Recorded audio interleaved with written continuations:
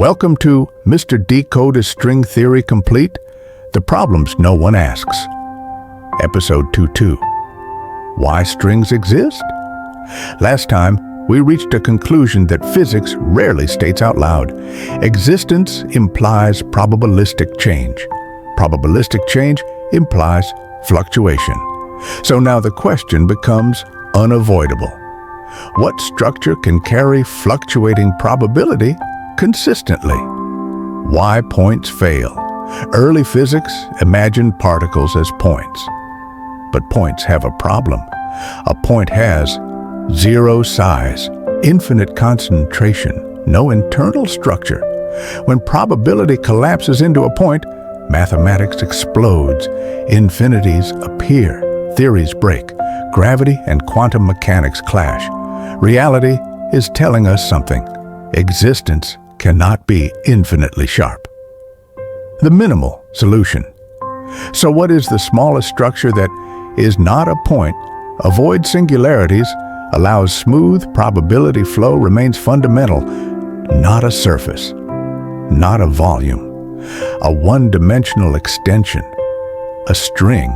This is not aesthetic. This is not optional.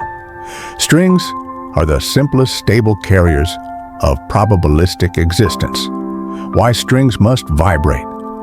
Once strings exist, vibration is inevitable. A string is bounded, constrained, extended. Probability inside a bounded structure must redistribute. Redistribution over time is vibration. So when string theory says different particles are different vibration modes, Dcode reframes it as different particles are different stable probability patterns or rhythms. Why one string becomes many particles. Most probability patterns collapse, some repeat. Some reinforce themselves through feedback.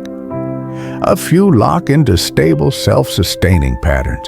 Modern physics gives these patterns many names: electrons, quarks, photons. But fundamentally, they are standing probability waves on strings. Why gravity appears automatically. One of the strongest successes of string theory is this: gravity appears without being added. Dcode explains why. When probability patterns interact with dimensions, they reshape the probability structure of those dimensions themselves. Gravity is not a force first. It is a statistical organization of probability patterns within space and time. The interaction and convergence of object probability patterns, space-dimensional probability patterns, time-dimensional probability patterns, and possibly more dimensions we do not yet perceive, naturally produce rules, constraints, and regularities. What physics calls laws are outcomes of these probability interactions. Extra dimensions. String theory requires extra dimensions. They are not extra visible space. They are hidden degrees of freedom required to keep probability consistent. We experience a projection.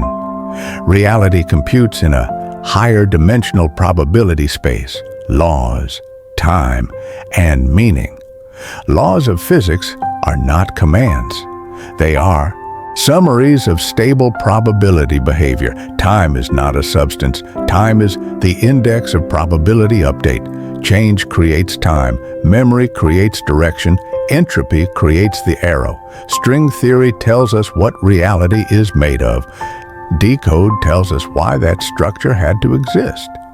Strings are not mysterious.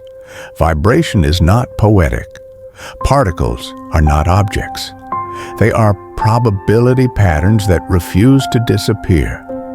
This is Dcode, not replacing physics, but explaining why physics looks the way it does.